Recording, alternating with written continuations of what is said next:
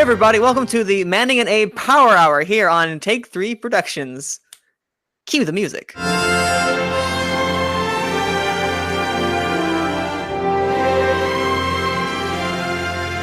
everybody, welcome to the, I guess if we're going alphabetically, the Manning Abe Power Hour. Wait, the Abe Manning Power Hour. There we go. No, this is Gone with the Wind. You're on the right podcast. This is just us two today. Malcolm had to go to do something else because he had things to do. So, boo on Malcolm. and Ryan was busy, so we couldn't do it last minute. So me and Abe are going to go power through. So that's what we call it, the Power Hour. We're going to power through till it's an hour or under an hour as we go into all the award shows that were this week, which was one, and then predicting one that came out. And of course, this is Gone with the Wind, where we talk about all the award shows, the show where we discuss award shows. Abe, any opening thoughts you have for these good people listening to the Abe Manning Power Hour? This is the most powerful podcast you'll ever hear. I can feel it in my bones. I'm about to say, you can. This is where I'm going to add a little jingle or cue little music. When you said that, it's going to be like a, this will be the most powerful. It'll be some like AC/DC or something in the background. I'm going to do that.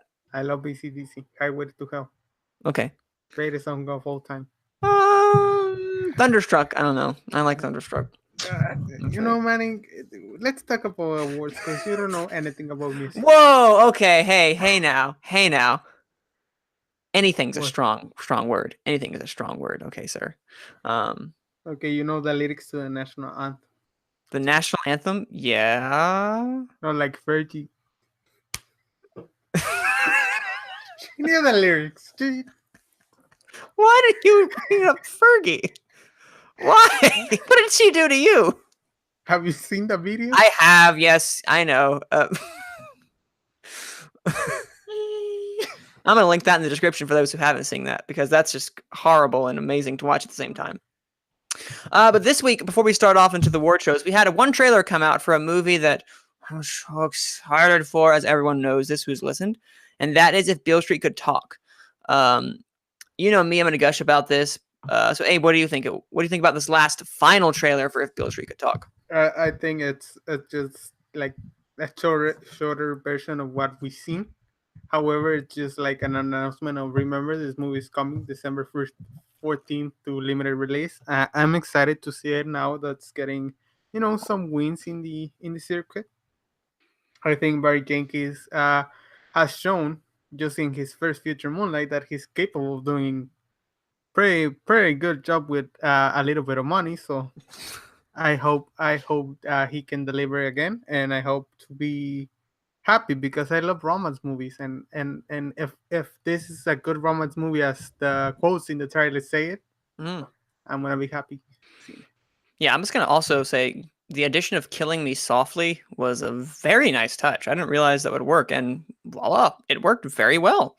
It kind of like gives you a better idea of what the movie is. Also, it's just, I was kind of sad though, because the music for the two trailers we've gotten so far have been so good. Like the soundtrack I've listened to, it's a track called Agape. Oh, so good. Oh, so good. Regardless now, that is kind of like our general thoughts. I adore this trailer. Love the other two a bit more, but this is kind of like the final trailer to remind you, as Abe was saying, hey guys, we're coming out. We're going to come out strong to this because If Beale Street Could Talk is going to make a name for itself in this award season. And it made itself known tomorrow when you're listening to this, yesterday when you're listening to this, because you don't time travel here, guys. The National Board of Review had their winners. And instead of like last year, years prior, where they kind of did one or two at a time, all at once, which was kind of surprising because does that usually happen with other places? Because I know they take their time with like deliberating. I'm actually not sure. Like I usually just check the winners. I never like the only one I follow is the LA Critics. That last year I was following, like they were like tweeting like through the whole afternoon. Yeah. So I think it's the first one they announced it like that. Like, so yeah, I was surprised. Very shocked because I looked back their tweets and they had like sections developed or dedicated to like that award. It had Best Actress, Best Actor, etc. Just those awards, and I was kind of surprised when it came out of nowhere when Abe was like, me and Abe were talking about something, and in the chat with Malcolm, and the next thing you know, Abe was like, "Hey, it dropped," and I'm like, "What? What are you talking about? They haven't released a single award yet." And then looked back, and what do you know? They had already dropped. And I was kind of like, well, there goes the idea of me trying to release it to you guys one by one to keep you guys updated here at Take 3 Productions. I love the NBR basically just because this is the official first barometer and probably the old. Is it the oldest or one of the? I think it's pretty sure it's the oldest critics group that officially votes on their award season. It's been there since like the 1930s, if I'm not mistaken. I'm actually not sure. But okay, well well, quote me on that, guys.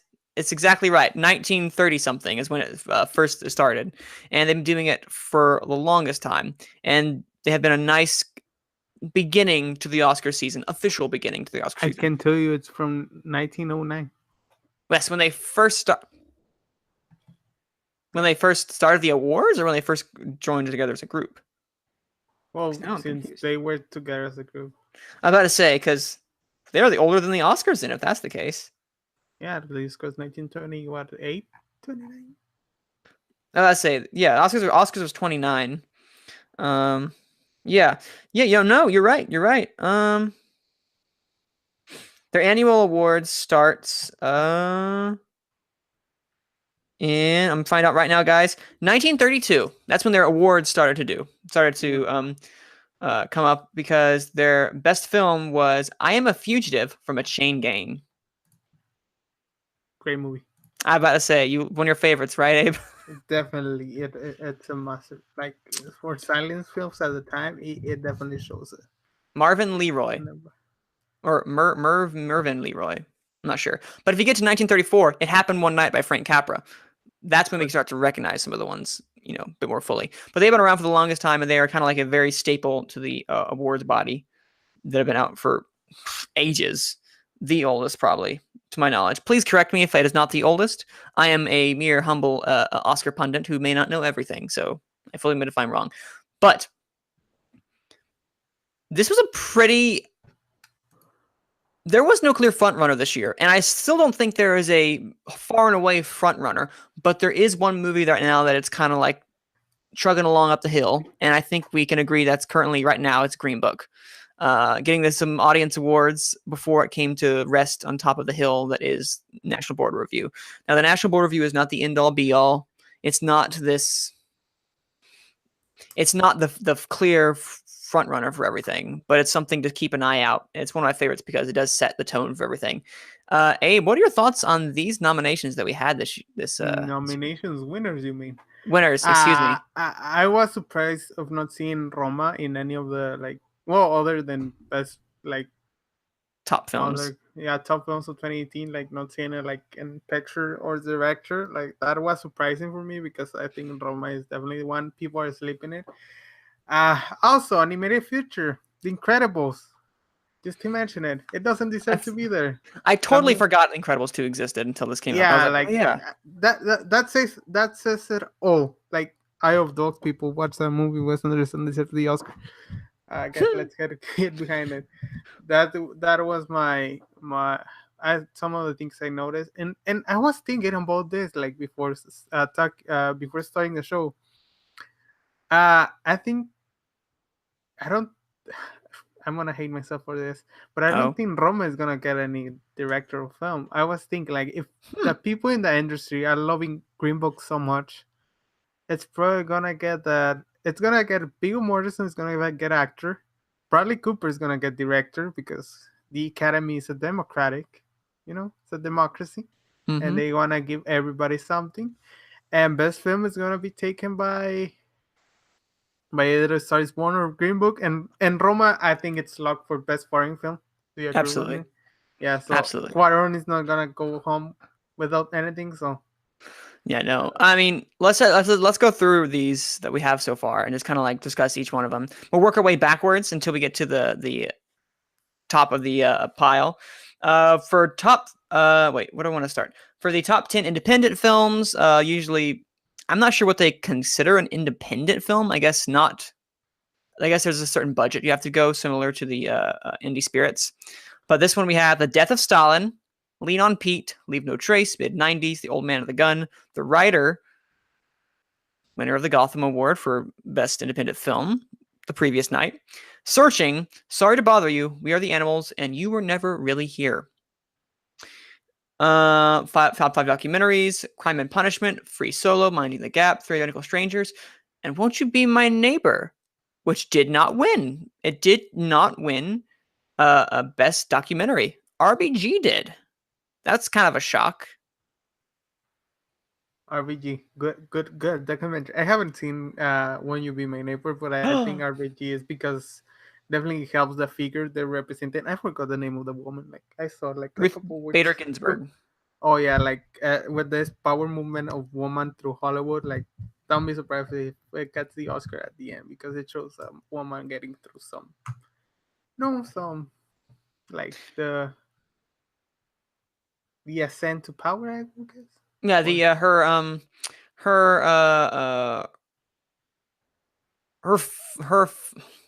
her fight to for a cause greater than herself, basically, because it wasn't just like I'm gonna get on the Supreme Court. That's much more than that. It was just kind of like what her ascent meant to gender equality in general. But I have not seen RBG. I've seen Won't You Be My Neighbor, and I'll show you later how much I love that movie. But yeah, I was shocked. I thought we might have had a steamroll in a documentary with Won't You Be My Neighbor, but it looks like we might be having something where this might go back and forth. Like I don't foresee this being any more like a steamroll, but I don't think there's going to be a steamroll category this year in general. But we could see with this week with New York film critics. And then top 5 foreign language film: Burning, Custody, The Guilty, Happy as Lazaro, and Shoplifters. Where's Roma? Oh, wait, it's in top films, which, go figure. Go ahead. Oh, no, I was wrong. Sorry. Okay. Yeah, so we have top films in alphabetical order. They don't, rank them based upon, how much they liked them. The Ballad of Buster Scruggs, Color Me Utterly Shocked. Black Panther, Can You Ever Forgive Me? 8th Grade, First Reformed, doing major damage again. If Beale Street Could Talk, Mary Poppins Returns, A Quiet Place, Called That, Roma, and A Star Is Born. I don't know why I'm so happy about the Quiet Place nod, but I called that. What do you think about this top 10 that we have here? Anything jump out to you? I was thinking maybe Vice will get in there because I think they saw it like almost at the same time as Mary Poppins. Yeah.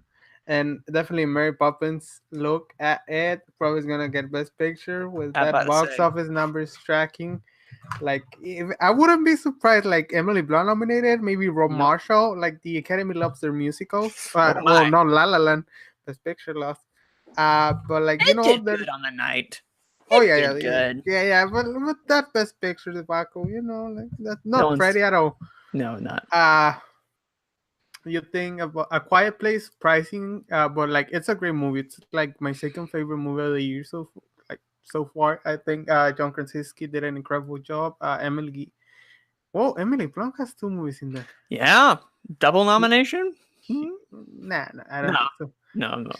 Yeah, but like 8th Grade, great movie. Can You Ever Forgive Me? I haven't seen it. The Ballad of Buster Scruggs was the one that I'm scratching my head at. Like, I think there's something about I think critics love the Coen brothers so much. Like even Hail Caesar. If you see Hail Caesar's review, there's a lot of people that love it.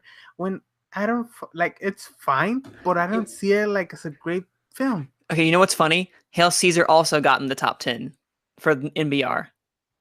That's it. That is actually very true. They love their Coen brothers. I need to go back and check to see what's missed for Coen brothers, because that's actually a very cool statistic.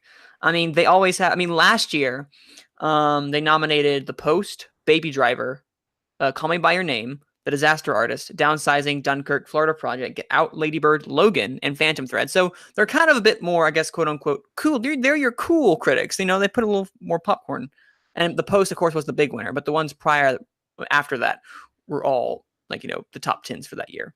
I'm honestly kind of, well, not kind of. I'm honestly surprised. The Battle of Buster Scruggs. It's also a big win by Netflix. Like they get it in the race. Like maybe critics don't push them around a lot. Like as the Yale as the True. Academy dude will. I think eighth grade's gonna get a shot. Like I think the screenplay Oh no, nomination yeah. for them.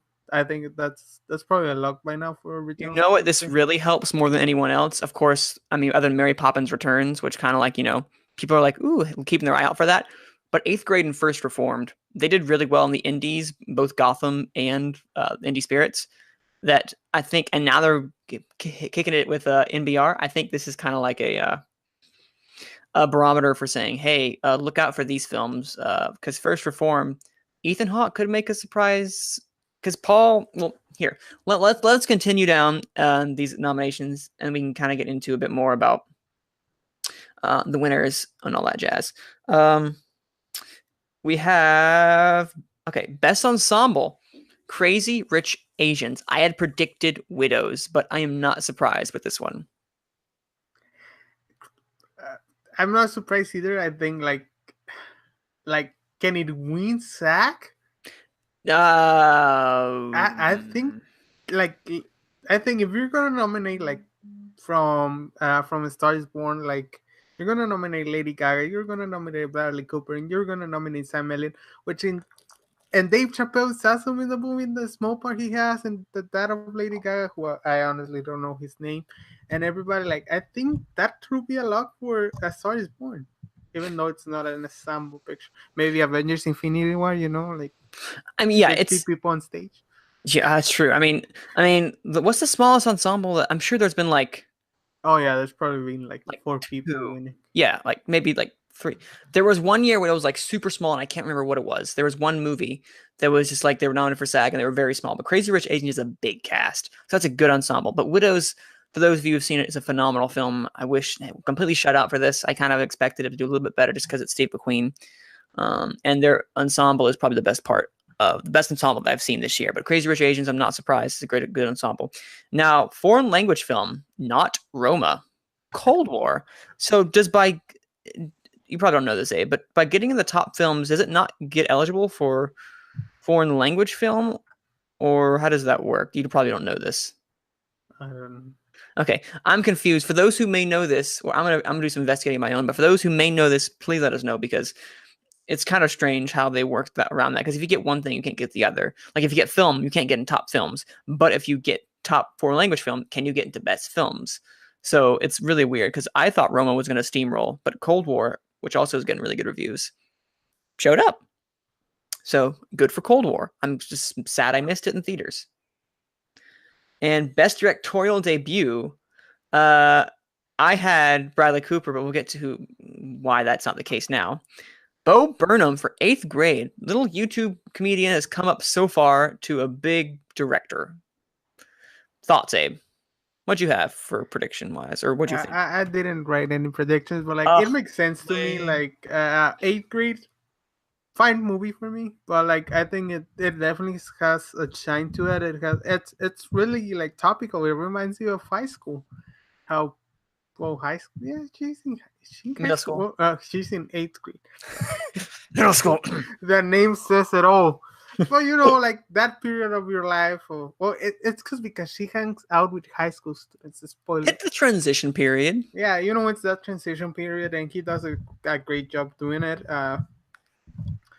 From I didn't know he was a YouTube star or something. Yeah, he's a comedian who did a lot of YouTube videos, who is now then became a big comedian, got his own Netflix special and all that jazz, and then ta-da! He has talented. Yeah. Guy. He knows what he's doing. All right. Breakthrough performance and somewhere Malcolm is excited. Thomason McKenzie for Leave No Trace. Brava. I'm trying to remember. When Room came out, did Jacob Tremblay get for NBR? I'm not sure. For Breakthrough. I'm gonna check that now because they could be very kind to younger actors in that regard. And I want to do a reference in that Probably regard. he like honestly, probably he did because He did. He did. yeah, your NBR. Look at that. Look at that. They go mostly younger. They had Timothy Chalamet. What, he's like 12, right? I mean, He's 60. 60 years old. Wow. Yes, Okay. 60 years old. He very looks good for his We're age. really good friends. We went to high school together. Oh wow. What you call him, Tim for short? No, I Timmy? call it Tommy. Tommy. Okay, why not? You had other you had like some years you had two. We got Tom Holland, Quvenzhané Wallace, and then of course you have all the way to Jennifer Lawrence. It varies, but yeah, Jacob Tremblay from Room was nominated, so I'm not too surprised. Sometimes uh, sometimes they have like they have two. I don't know why. Sometimes they have two, but sometimes they'll bring two. Sometimes they'll have one. This year there was just one. But no, not surprising. I just only see Leave No Trace. Good on you, Thomas and McKenzie. It's still fraud that they're sending her supporting because apparently she's very lead and that's a big thing. So That was the publicist.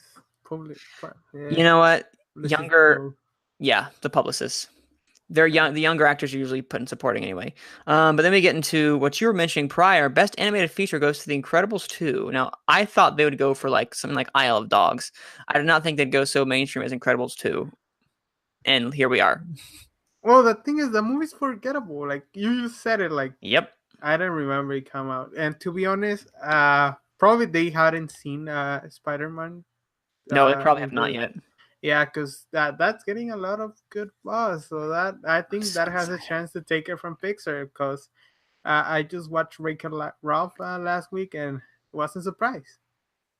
It was just fine. So I don't think Disney or Pixar is gonna Yeah, get that see, Oscar this year for I animation.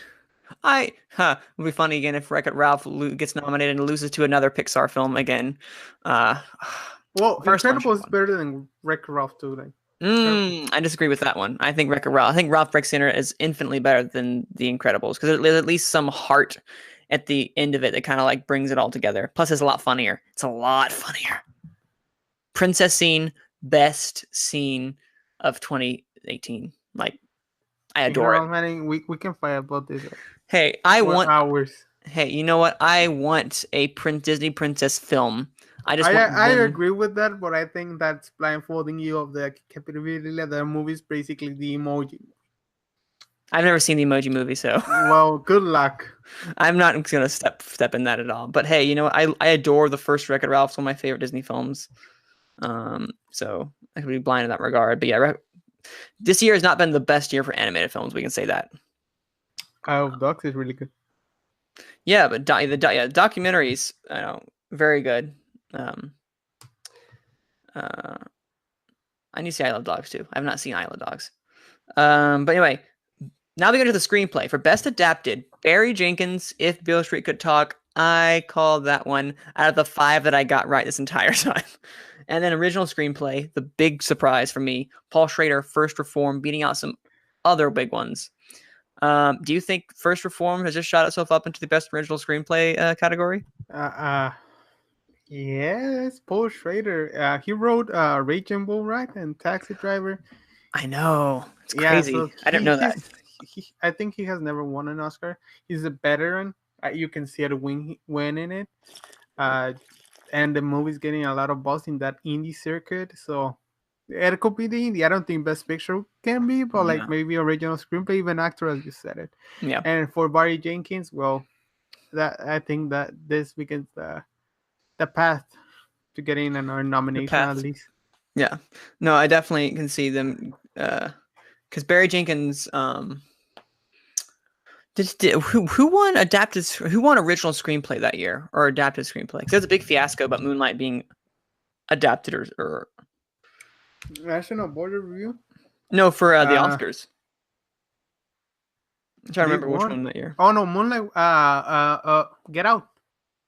Oh yeah, okay, totally deserved. Oh no, Get Out was last year.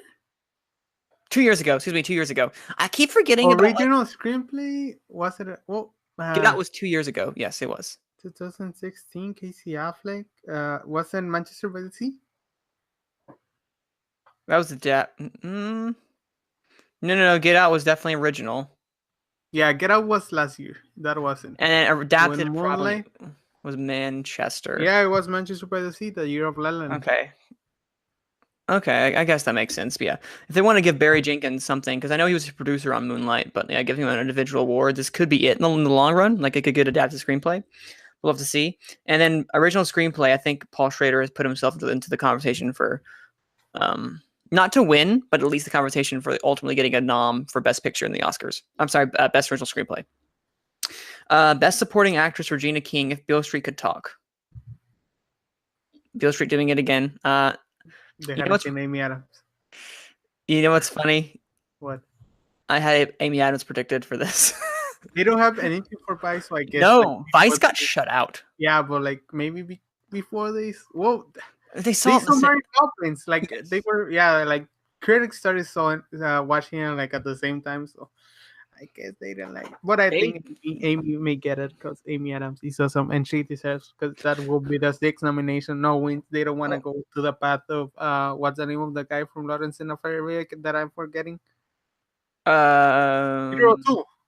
Oh yeah. 8 Okay. nominations, no win. So Well, ugh, don't remind me about that. I would hate that to happen to Amy Adams. Okay. Now, what's interesting though is that American Hustle did really well on the night here for NBR. Took home best picture that year as well for the NBR best film, whatever they refer to it as. I don't forgot. Best film, and they do like Christian Bale. They do like Amy Adams. I thought they would do it again for this one, but no. Vice was just like not even in the top 10. So they thought it was fine at the least. I still don't know who makes up the NBR. Like, where are they located? all around America. It's like all around America. Like, is it like a secret club? How do you join? Nah. I don't know. And then I call another one that I called Best Supporting Actor Sam Elliott, A Star Is Born. I told you. I'm telling you. I see it hard. Like any race, I see hard that Mahershala is gonna win it like all the way.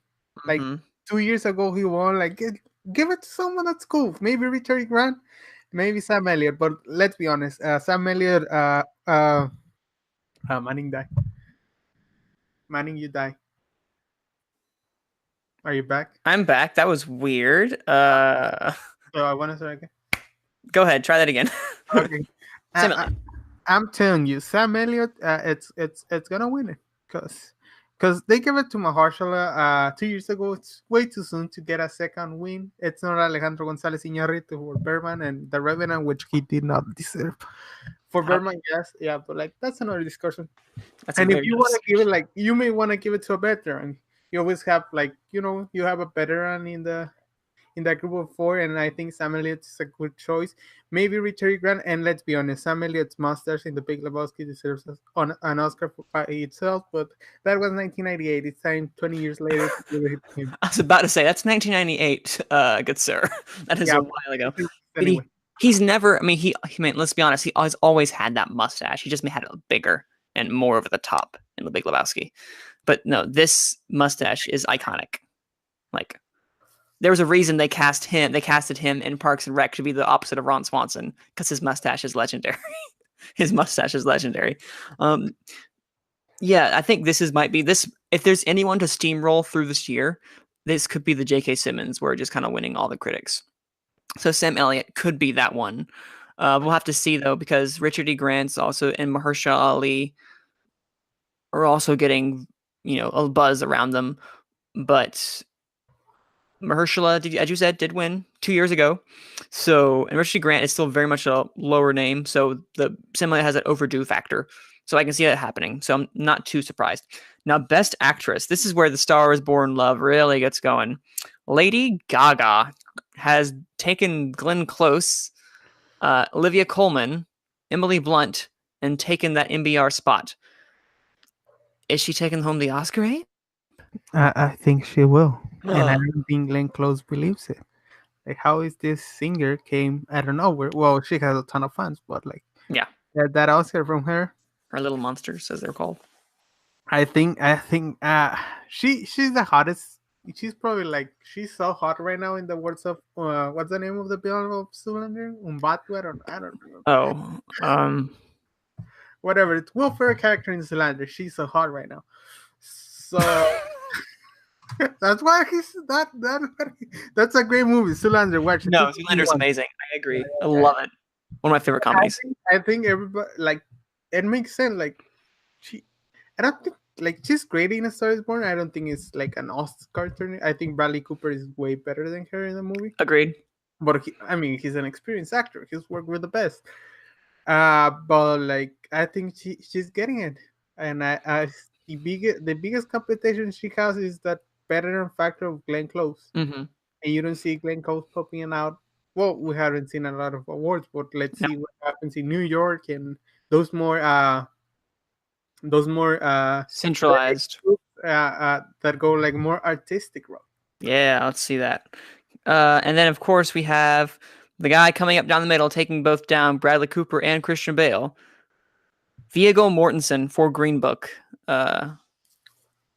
We have Aragorn here now, taking an Oscar for playing Tony the Lip.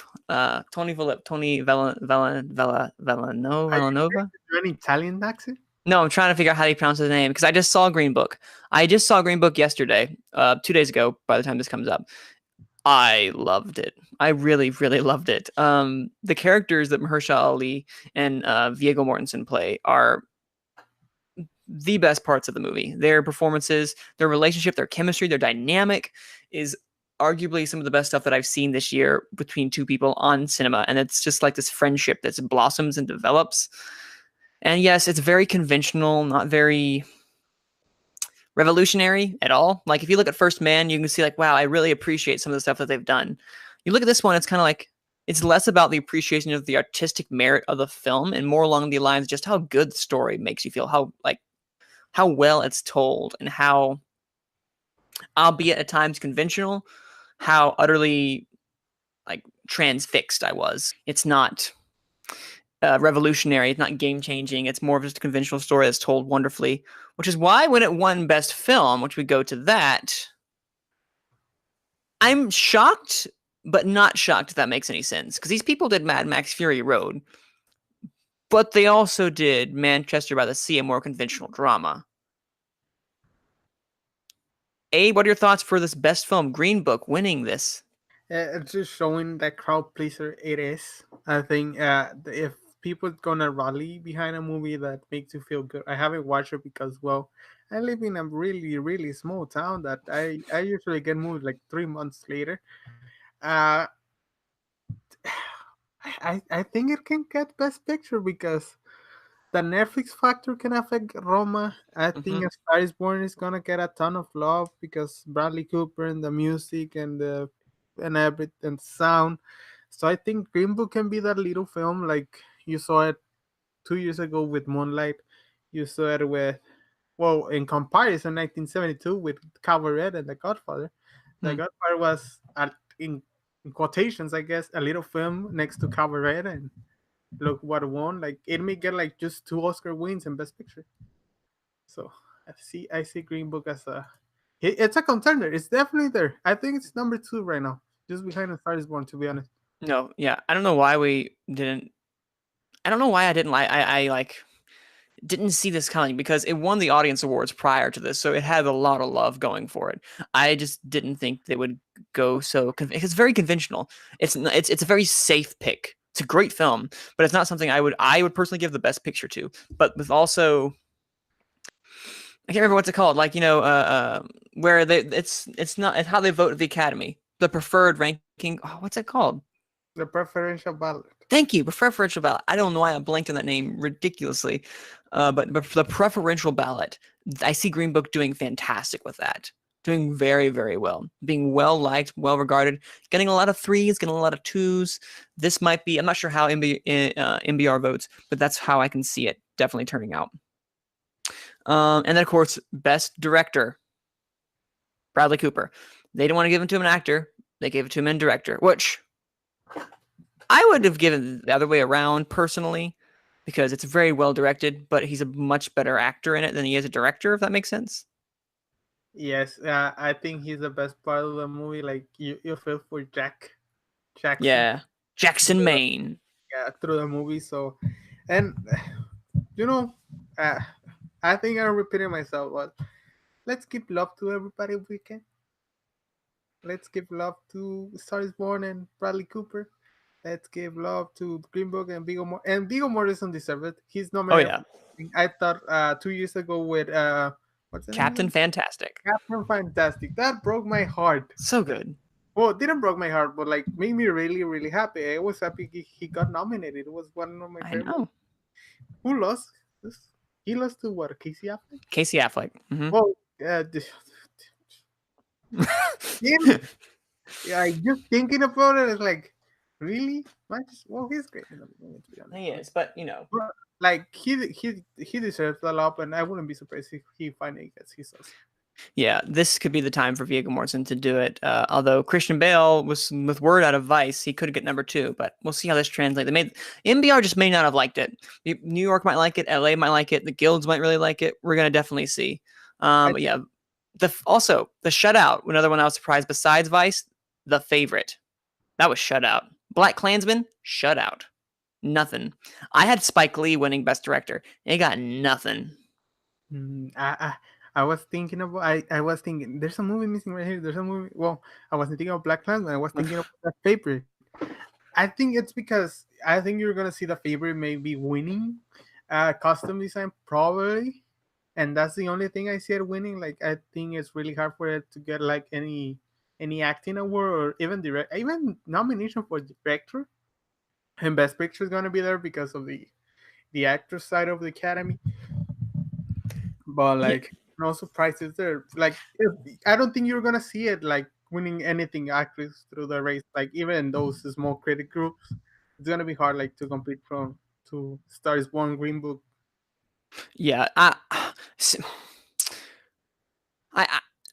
it's gonna be weird, but I think that some critic groups are going to love it, and you're gonna see it appear on a couple of other places more so than others. Like some places are gonna shut it out, and then some people are gonna love it because it's a very divisive film. Because of course, this year goes Lanthimos.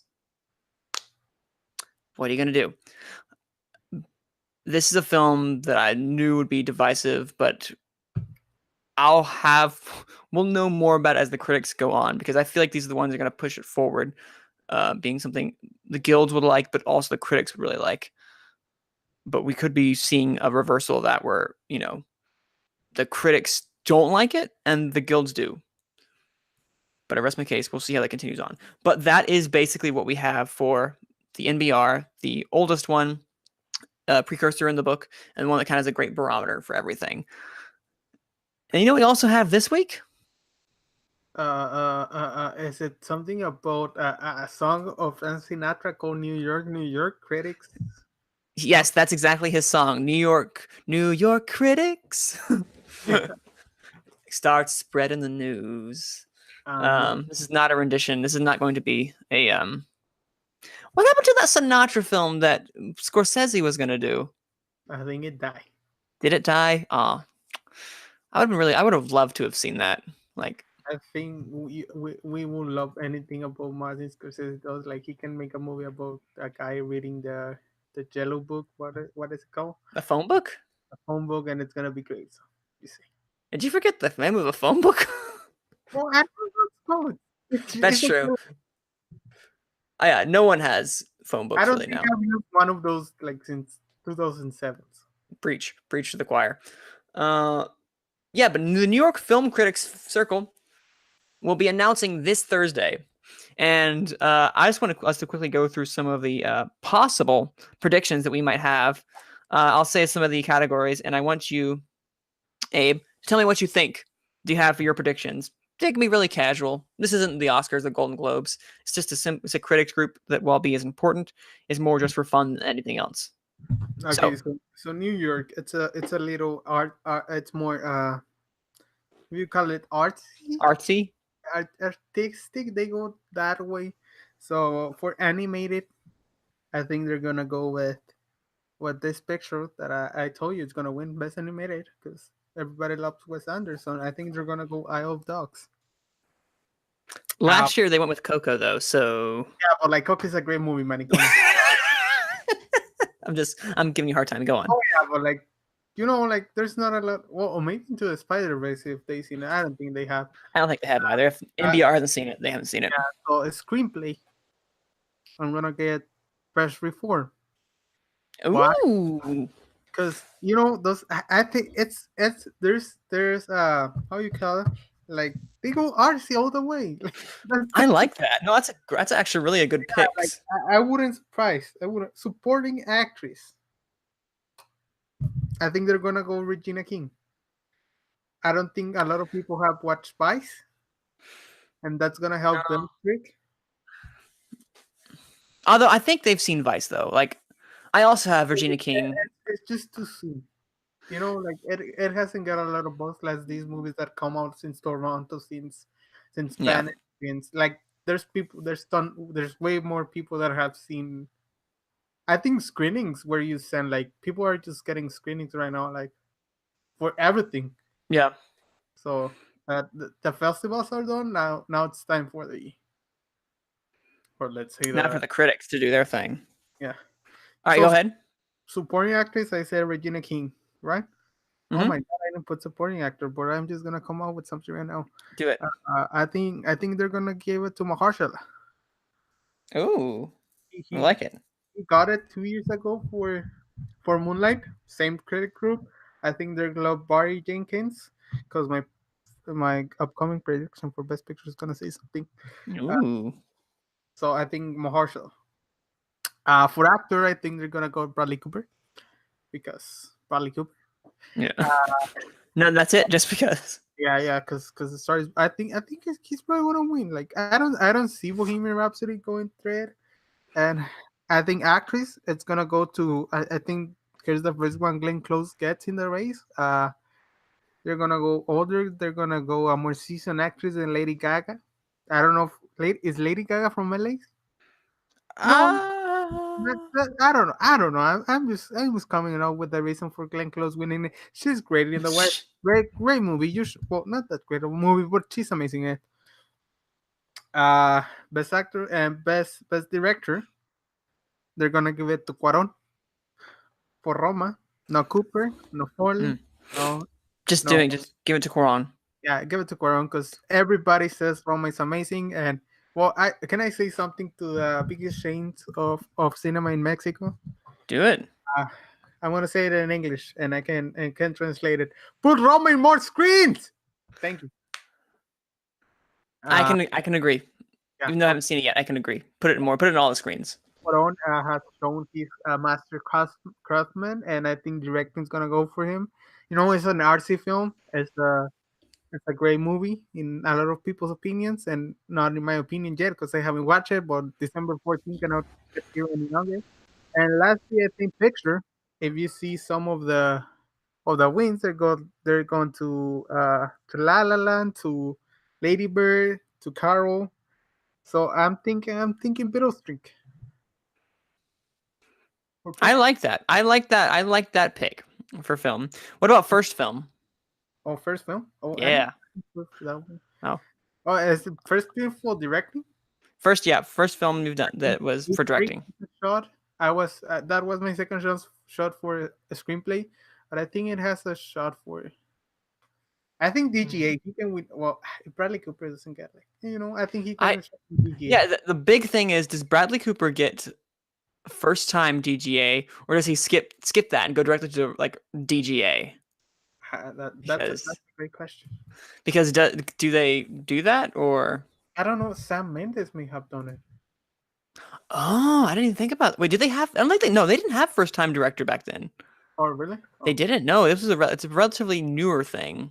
So, remember Alex Garland won for Ex Machina.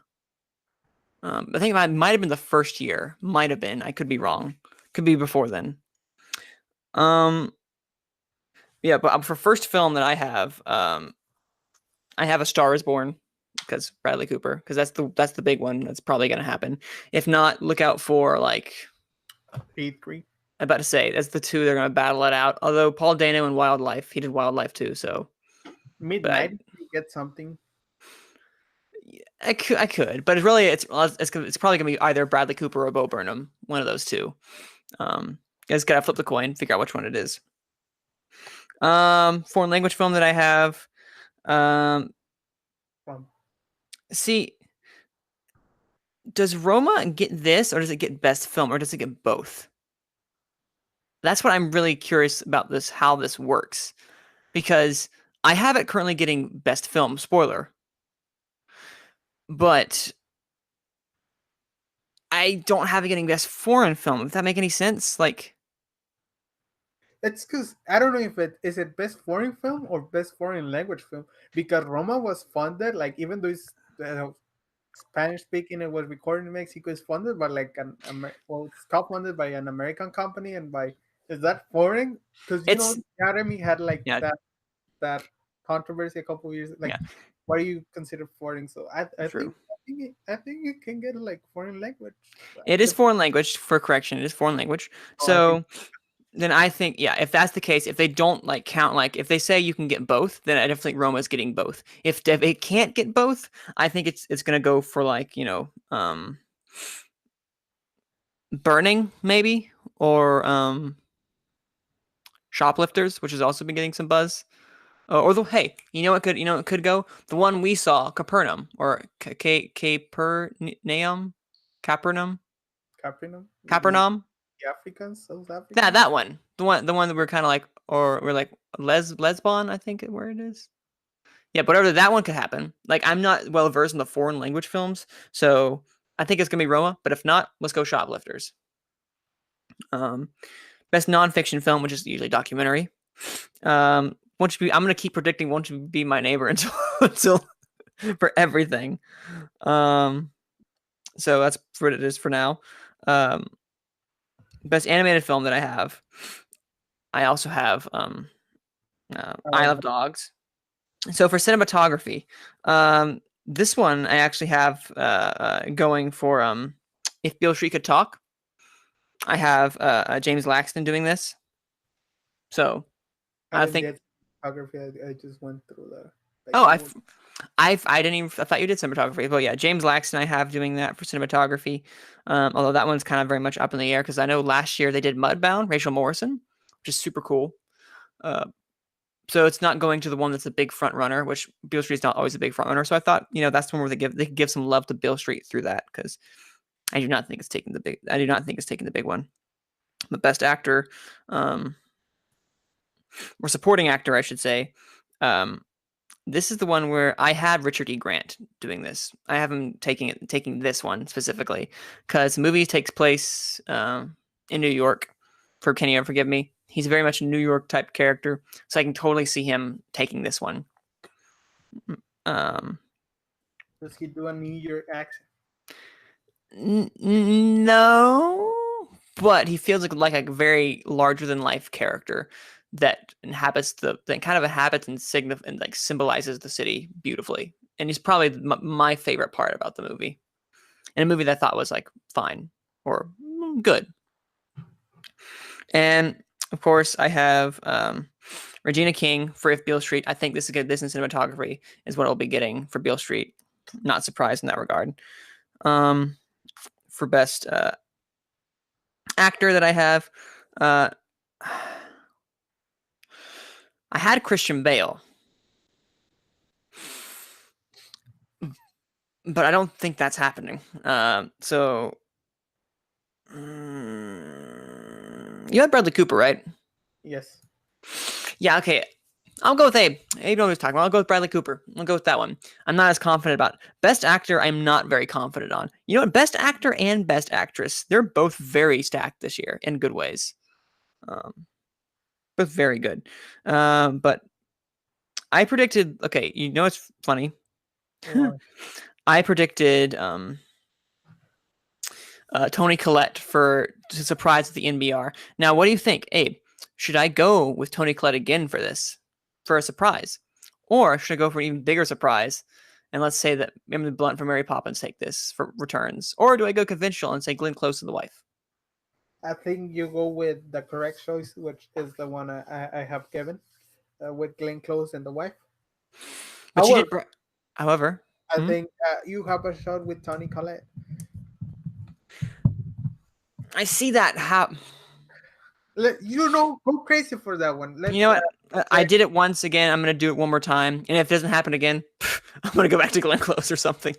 Because why not? And then best director that we have. This one I think is Coron again. I think he's gonna win both picture and director for this. It's gonna be a little more cut and dry because I know that they do like him a lot. And of course, I missed screenplay. Whoops. And for screenplay, I didn't write. I forgot to write down screenplay. What did you pick again? What did I pick? What did I pick? What? Oh, Bill Street. Bill Street. Okay. I guess I will go.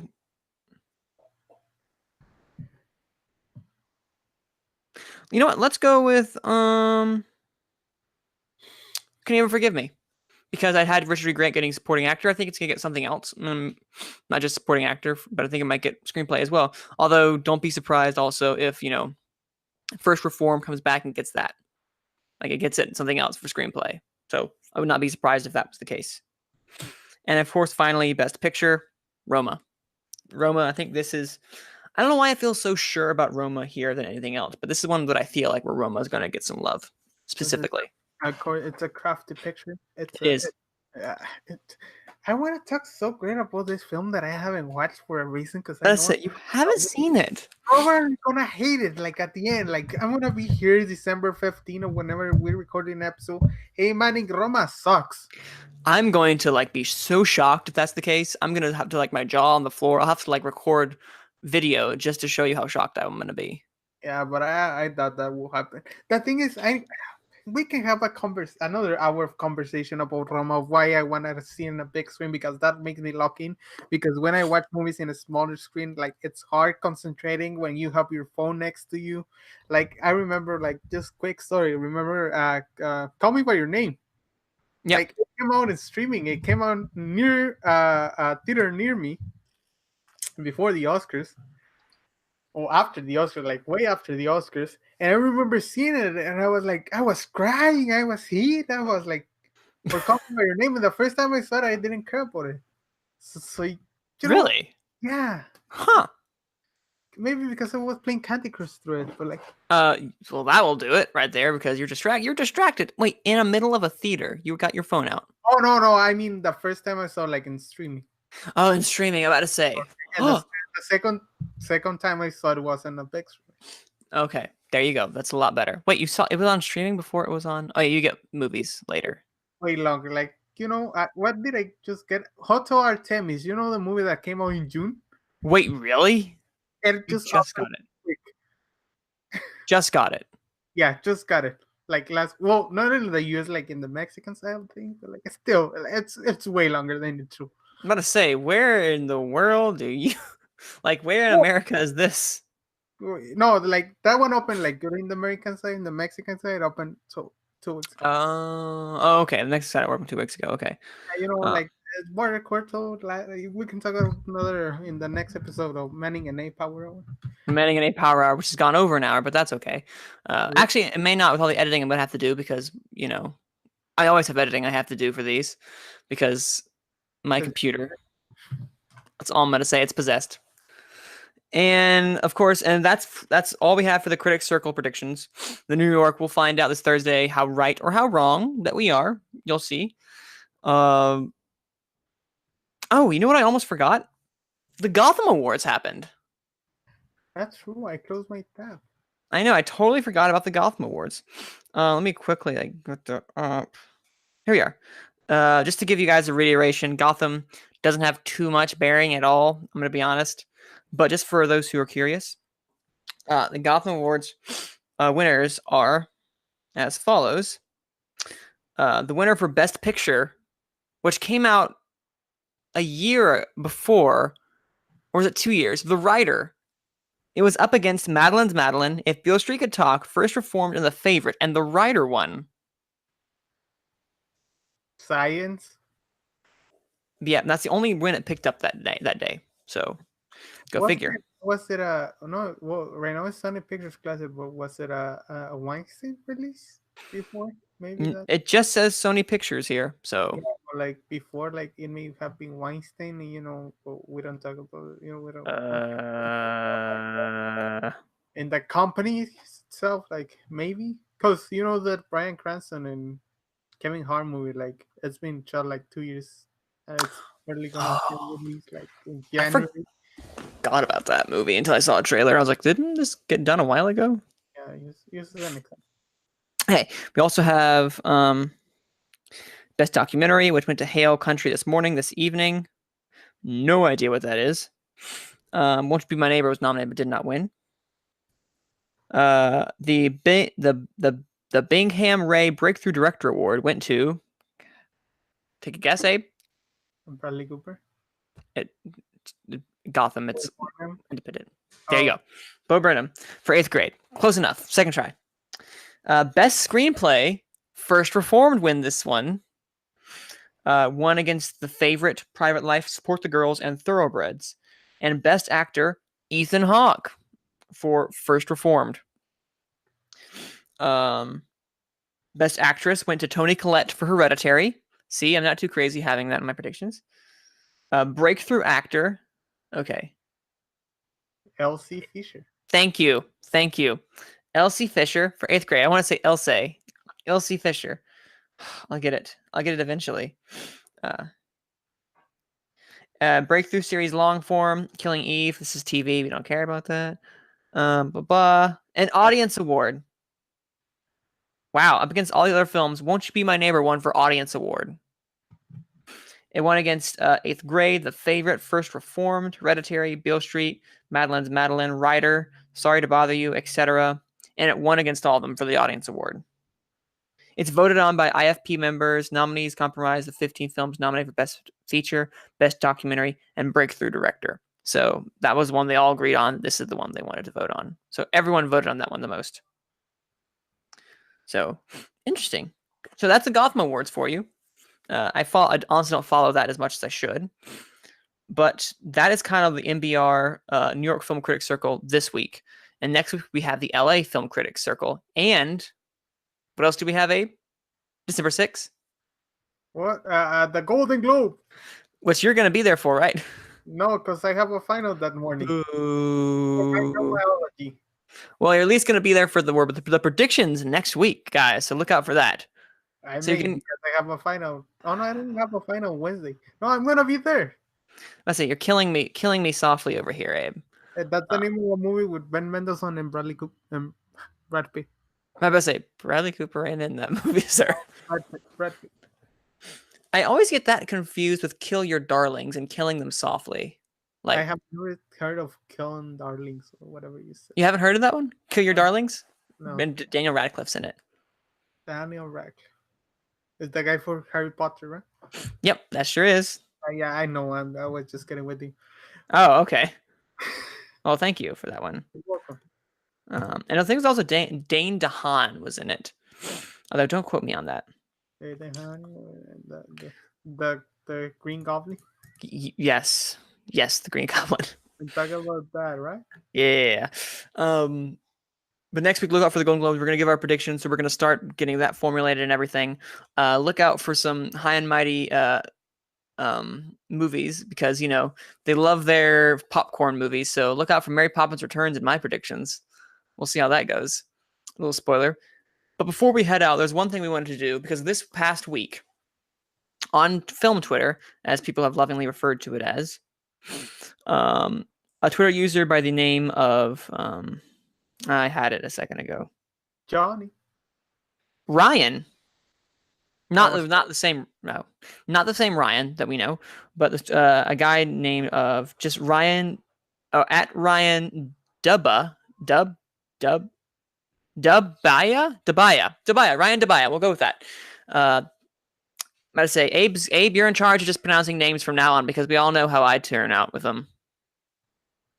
I'm sorry for I sent a letter to the city hall to get in my city, and they answer that they sent like a petition to get the movie in the Wait, your city hall did. yeah. Well, the art department. I don't know how you call it. I sent a DM in Twitter and they answered me. You DM'd your city hall. Well, yeah, something like that. Oh, it's the art sector of the government. The The arts cult, and culture yeah, section. yeah, that shit. Like, if I get Roma in the big screen, I'm gonna laugh at you, money. Sorry. If you do, I'm going to be very, very happy for you. Uh, Thank that you will get it and you get it in your before uh, the Oscars happens. We'll try to shoot for that. That you see it before the Oscars. let's hope. But no, Ryan Dub Dub. Man, I don't. why is this so hard? This I'm is not. really sad. I just pronounce names. Ryan, that's not Like Matena. Duvia, Duvia, W Duvia. W Dubea. Ryan Dubea. We'll go with that. Just curious, what is all of you guys' favorite films of each year in the 2010s? So that blew up on film Twitter for a little bit. So I decided, let us kind of decide, go together. The two of us decide what our favorite films are for that year. And thankfully, we've done this in advance, so we all have them set up. So Abe, would you like to do the honors first while I recover from trying to say this name? Should I go like from 2018, 2010, or Go to 2010? 10 and then up. Okay. We're gonna go one and one, or I get my whole list. Let's do one then one. Let's go back and forth. 2010. You know, I'm Mexican, and I like Mexican movies sometimes. And this is my favorite movie, my favorite Mexican movie. Well, maybe favorite because Y tu mamá también is a great movie. Well, the name is El Infierno. I think in English, Oh Hell. It's this movie about narcotics and cartels and carteles and everything. But it's just like this. It feels like an epic. Is that it's that classic journey of going to the top and then fall from grace.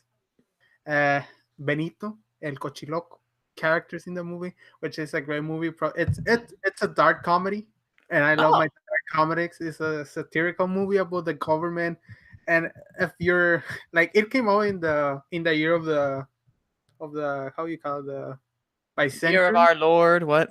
Yeah, it came out in 2010, but like it criticized like the whole marketing campaign was like in this year of the bicentenary of the Republic, of the starting of the War of Independence. You know what? That's a What? that's Abe and his shit. But that's my favorite movie of 2010. I did not know. What's it called again? El Infierno, Hell in English. In It's stars, English. Hell. Okay. it stars who? No, I don't think you know. Demian Bichir, no. Oh yeah. No. I do know who that is. Demian Uh, Alcázar. No, it's Alcázar. um, Well, oh, I think I don't know. I have seen him before. That's a name that is familiar. I'm not like, yes, I know him, but that is a name that I've heard before in acting. And Damian my 2010 is a lot more a little mainstream. Toy Story 3, which I think is one of the pinnacles of animation in general. One thing I go back to. that's probably my number two, three of Okay. that year. Like that film is it's a bitch. It Like it just grabs you and it slaps you like wow. it's probably the best Pixar best crafted movie they have. Yeah. Like in terms of story of character of even the designs, the Baker design and everything. I think it's great. And it's also one of the last G-rated films that I remember seeing, like in theaters. I don't think G-rated exists anymore. That's true. Um, and then that's my 2010. It's kind of self-explanatory. Toy Story 3, actually the only animated film on my list right now. So go figure. Number 2011. This one's gonna Do it. be. Well, it's just the fuck that the fact Wow, you have the strong feelings about this one. fact that I've gone back to watch it a ton of times that has made it one of my favorite films. As this romantic comedy starring one of my favorite actors, Steve Carell. Manning, can you guess it? In 2011, starring Steve Carell. Yes. 5, 4, 3, Crazy 2. Stupid Love. Yeah, correcto. There we go. Okay. I love the movie so much. I think Ryan Gosling, Emma Stone, Julianne Moore, Kevin Bacon, and everybody in the cast is amazing. I just love that movie so much. It's just fun, and I like having fun. Mm. I You don't know, think. I've actually never seen it Oh before. my God, Manning I Frank. skipped. Oh, Hey, you know what? It just kind of like it. It looked like just another like raunchy comedy that I was like, I don't want to see it again. But apparently, it had heart it had heart. I like it, and Marisa Tomei, which is and it had always, Marissa Tomei. Wait, which she's is in it. yeah, yeah, she's always great. Wow. Okay. Wow. Did not know that. Note to yourself. And my 2011. What do you know? More a little mainstream. One that I saw and I just kind of fell in love with when I first saw it in the theaters. It was the Best Picture winner of that year, which people have forgotten. Kind of like consider it now one of the lesser Best Picture winners, and that's The Artist. The Artist to me is still one that is a great homage. How do you ever pronounce the word? Great homage to silent films, black and white silent films of the day. And yes, it's not something we do anymore, but I found it a wonderful love letter that just kind of be able to tell its story through these two characters through a medium that we now no longer have, and that it's just visuals with very little sound. Yeah, the sound is in a little bit of it, but you'll find out later if you watch the movie. That's my 2011 pick. So your turn, my good sir. You want to go mainstream?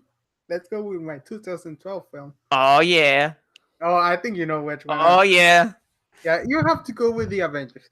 You know, I didn't want to watch that movie before because I have never seen any. Well, I think I have seen the first Iron Man, and my sister picked me up from school and told me, "Oh, we're going to the movies," and I said, "Well, fine. What are we watching? We're gonna watch the Avengers." And I didn't knew what was gonna happen. Like, I'm gonna watch them. This movie was the one that made me fell in love with movies. Like, this has been that. Like, I have never had so much fun watching a movie since the Avengers and since my entire life, to be honest. And I think the Avengers is definitely like it's just a great story. I love the movies of groups coming together, like Oceans, like those heist films, and the Dirty Dozen, Seven Samurai. I love those kinds of films of people coming together for a common goal. And I Mm-hmm. think the Avengers is the pinnacle of that. I don't. I think the cinematographer can do better, but like that's Yeah. the my only criticism of the movie. The cinematography could be a little bit more cinematic, if you understand. Yeah. No, you've said everything that I was gonna say because that's also my my 2012 favorite film of that year because it is my single favorite experience. Sorry, my second favorite single experience in the theater that I've ever had. First one will always be Revenge of the Sith opening day as a kid.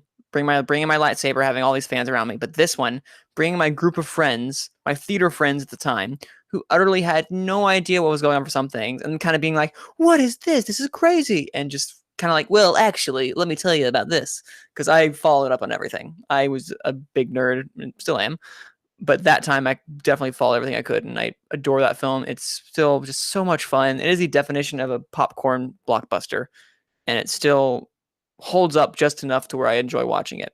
Best film of that year? No. Favorite? No. Yes. Go ahead, So, sir. so 2013, let's get a little dirtier. Ooh. There's this guy called Martin Scorsese. Oh. Great movies, and he did this 3-hour movie, which it's pretty entertainment. The movies that make my top 10, it's The Wolf of Wall Street, Manning. Oh. Let's see. Wait, which one did he do? Oh yeah. That movie is They're just all not. 3 hours. Look. I went in Christmas, like opening day. I didn't know like the trailers doesn't show like a lot. Like No. you don't know what's gonna happen. And I Nope. remember You do not.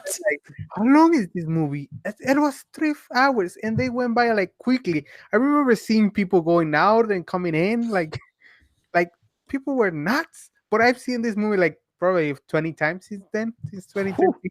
It's one of my favorite. I think Leonardo DiCaprio makes it's his best performance he deserves. Agreed. 100%.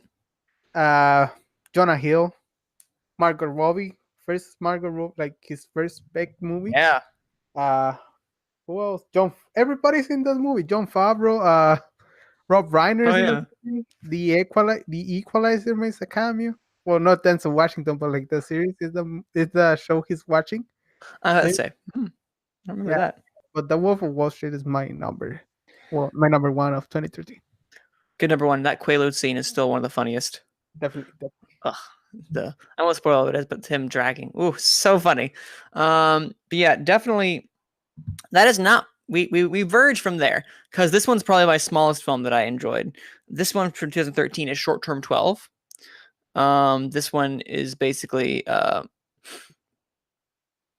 saw this. I didn't see this in 2013. I saw this like much later, but when I did, I utterly fell in love with this one by Daniel Cretin or Cretin. I'm still not sure how to pronounce that correctly.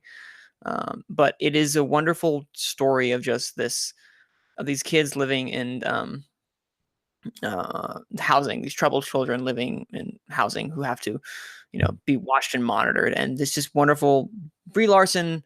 The more thing about this is her best performance. This is by far her best performance that we have seen from her, with multiple range, wonderful characters, and just a beautiful cinematography for a very low budget film. But they work with some amazing characters. And John Gallagher Jr. I want to see more of him. For those who don't know, he was also in 10 Cloverfield Lane, something else too. I can't remember what else. But he's also in that one. Love him. Love the movie. It's a hit home for me. Cried almost every time I've watched it so far. Love it. Love Short Term 12. Okay, number 14. I went. This is funny. I just telling the story of when I watched the movie. I went as a wingman for a friend, and Well, this is a great start to the story. No, and the girl didn't show up, and I had a date with my friend watching this film, and which I think the girl make a great decision because you don't want to watch Gone Girl in the first date. Wait, you did what? I went with a date with my friend because the girl didn't show up. Wow. Well, it wasn't a date. It was like two A friends. get together. Yeah, get together. Like, yeah, you've done it before. Like, No, I totally get. I meant more what as in she didn't decide to show. That's just kind of that's. Yeah. There's a long story, but like we'll talk about it later. We have no time for that. Yeah, because our reaction needs to be shut. The Power Hour is. Yeah, okay. As Gone Girl, that movie slapped me. That movie is messed up, and that's why I love it. I like getting feelings from films. I don't care what it is, if it's anger, if it's craziness, if it's dark, if I cry, if I laugh, and I think Gone Girl does that, and I honestly think it's Fincher's probably after Seven. I think his best movie, well crafted. I think he's grown, even like he's a great director since the big. Well, Alien 3 not that much, but like he's a great director since the beginning. And Gone Girl shows he's grown as a craftsman. And I think Ben Affleck, what's Rosamund Pike, even Neil Patrick. He's Tyler Perry's also very good. Oh yeah, that's Tyler Perry, amazing. Best performance I've seen him give so far that I've seen. And I'm going to speed through the rest of these a bit more because for time's sake. These 2014, my pick is Selma, just because we saw this movie in the theaters. And again, as a theme of movies being emotional and gripping you is something that I've seen to be a recurring theme. Selma did that, and David Oyelowo should have been nominated for that year because he's never been better and still gives one of the best performances that I've seen ever in general. But that's Selma. Ava DuVernay came out of nowhere and directed one of my favorite films of all time in Selma. So 2014 Selma. Okay, 2015, I'm gonna go fight Inside Out. You talk about movies that make you think. You never think an animated movie from Pixar's gonna. Well, you probably do by now, but like, that makes you think Inside Out. I'm still thinking, what will my islands will be? That's actually a good question. Like, what islands of personality will have? And it didn't make me cry, but it just made me think about life and what goes in and everybody's head, and it's just a great experience. Inside Out, 2015. True. 2015 used to be Room, but recently it was just overtaken by Ex Machina because that movie I can watch over and over and over again because it has amazing themes and amazing questions and quandaries about what is artificial intelligence, what is like real life, how do you tell, and another great performances from Alicia Vikander, Domhnall Gleeson, and of course Oscar Isaac in one of the best scenes of all time when they start to dance and it was memed thousands of times, and I loved it. Okay, 2016. You talk about a movie that has a lot of questions. Arrival is a movie from of an hour and 58 minutes. I have never seen the first 10 because I got late to the theater, and I Oh, love that movie so much. Like that hour and 48 minutes it lasts, that I am not gonna watch the first 10 minutes of Arrival. Never, because I'm so started with that movie. I took a friend. Well, now me and my friends were dating at the time. Well, we weren't dating, like like get-togethers. Like they were more get-togethers, yeah. normal. Yeah, I took a friend and he was, dude, what the fuck we did just watch? I know, and we were just looking at the sky the whole time. We couldn't believe what we saw. Such and it's starring one of my probably my favorite actors, Amy Adams, 2016, Arrival. Another great movie. That's a great year in general for cinema. But another, you want to know a movie that asks even more questions than Arrival? That is Martin Scorsese's Silence, what I think is his best work that he's done because it's so out of the box. And we're like, oh, Silence, man. This movie, as a Christian myself, having these things like question these moral conundrums, these questions about how far will you take your faith, and what part does it become just ridiculous blind faith, and when do you quit, when do you continue, when is it becoming utterly ridiculous? Silence overtook La La Land recently to become my favorite film of that year. It beat out stuff like Your Name. It beat out stuff like Captain Fantastic, Monster Calls. Love all those films, but Silence is one that I still stick with and think about and watch to this day. Cinematography also beautiful. I think I have to agree. I think it's Scorsese's best crafted movie, like in terms of everything. I don't think it's his best film. I don't I don't know, but like, dude, that movie is just incredible, as you said. Like, So good. I'm not gonna comment because we're taking like way longer than we should. But 2017, let's go. We're back with one of my fellow paisanos, Guillermo El Toro, and The Shape of Water. I love love stories, and when you give me a good love story, I'm gonna follow, even though it's with a fish.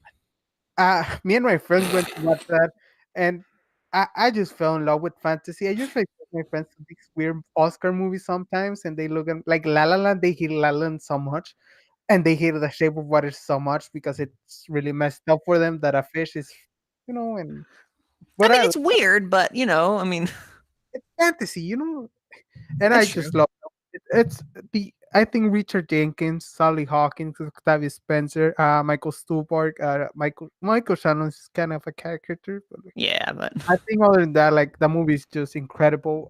I love it so much. I saw it twice in the theater, and I want to watch it again.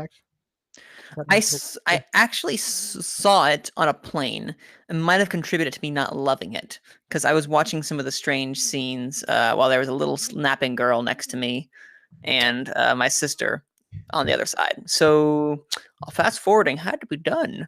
Uh, yeah, but I need to watch that again. But yeah, my number, not number, for the year 2017 is one that is completely forgotten about, but it's on Netflix now if you guys want to watch it, and that is Wind River. Wind River is such a really well, just a well executed. Taylor Sheridan directed and wrote this.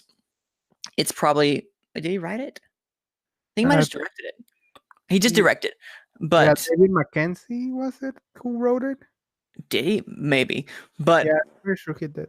But okay, well, his direction of this is fantastic. The characters, while are not too incredibly deep, are deep just enough deep to where you care about them, and the suspense, the thrills, the music, the cinematography, the editing is so well paced, so well edited.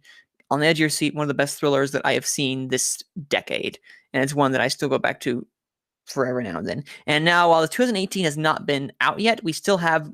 Tell me what's your favorite from this year so far. I have to correct myself. Taylor Sheridan that wrote it. I don't know Oh, what I was thinking of David Mackenzie for a reason. Uh he for- directed Hell or High Water, right? yes, I think. Okay, Well, that's it. 2018, good year so far. Good year, I have to say. But right now, there's a movie that like life, something like to slap you in the face with something. A Star is Born. I was about to say Anything else? it's not going to be anything else. The face. And that movie. Would you like to gush on that movie more? I will. You're gonna make me cry, man. You've gushed about that movie every single podcast. Yeah, I don't think I need to do more. Like, great movie, Bradley Cooper. I want Bradley Cooper to touch my nose. It's everything I'm gonna say. I've said it before, and I'm not afraid of saying it again. I forgot you said that. Yeah. Uh, no, that would be amazing. I mean, I'd prefer it if he didn't, but I wouldn't be opposed to it if that makes any sense. So I have that. And my 2018 for my so far, and the few films that I've seen, because Oscar She's still kicking into gear here. Won't You Be My Neighbor? The only doc that I have on here, and that's just something that I watched back. And you want to talk about ugly crying? Ooh, me and my sister were ugly crying through that last 30 minutes or so because the power that this man had over a generation and the positive influence that he was to thousands of children, to even adults as well, is something that cannot be understated, can't be overstated, can't be it is an amazing film, amazingly crafted documentary that I really hope wins Best Documentary this year because I've never been more invested in a documentary going the distance than this one right now. So well crafted, well edited. Love it, love it, love it, love it. Won't You Be My Neighbor? See it. But that's it, actually. We went way Yeah, longer than we thought. we went a lot longer than we anticipated going. So, thank you all for staying if you did, because that last bit took a lot longer than I anticipated it going. Because I have to go skedaddle and Abe has to go to bed, right? No, I have to do a physics presentation. To your in your room, or Yes. Well, like I have to do a PowerPoint. you have to prepare for your power. You have to prepare for it. I thought you were just gonna get up and do your physics preparation to here, everyone. I'm gonna do live stream it. Have to record it record the audio and explain Oh these boy. labs to the people. Alpha decay, beta decay, chemistry, physics. Well, it's physics, but it's easy. Alpha decay, beta decay. Do you remember that from chemistry, money? I'm sorry you lost me after you talked about chemistry. People think I love film and food because I always post food, but I'm actually a biology major. Right? Really? I'm a biology major. I didn't know that. Well, hey, everyone, you learned two things today for this podcast. One, you learned that, well, three things actually. One, you learned that Abe would not mind Bradley Cooper touching his nose, or reaffirming that at least. Two, Abe isn't a biology major. And three, I totally forgot what the third one was. Oh, it was about you again. I don't even remember. Oh yeah, Abe had a get together with his friend because this girl didn't show up, and that's rude. It's very My rude. name was Perla. Listen to me, Perla. Thank you. I had the greatest date of my life.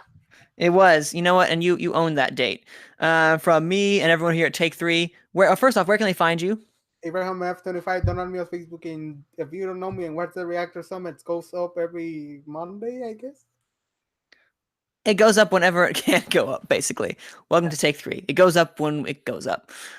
And you can find me also starting to tweet a lot more at Cine_man. That's CINE_MANN, where I'm going to try to, interact with you guys a bit more and get ready for next week. We're going to have our Golden Globe predictions. And then December 6th in the morning, bright and early, watch a live stream here where we're currently going to have, I know, Ryan and Malcolm and Abe sadly cannot be there, but they'll be with us in spirit, right? Yes. And you'll be with us in spirit. From all of us here, Take Three. I'll see you guys at the cinema. Have a good day. Or night. Wherever you are. That one. Wait. Wait. Oh, well, you're going to cut it out anyway. Would you like me to not cut it off? Oh, no, I don't. You sure? I don't know. Are we done? You want to add anything else? Oh no! Like I thought you have done the end of the podcast. Oh.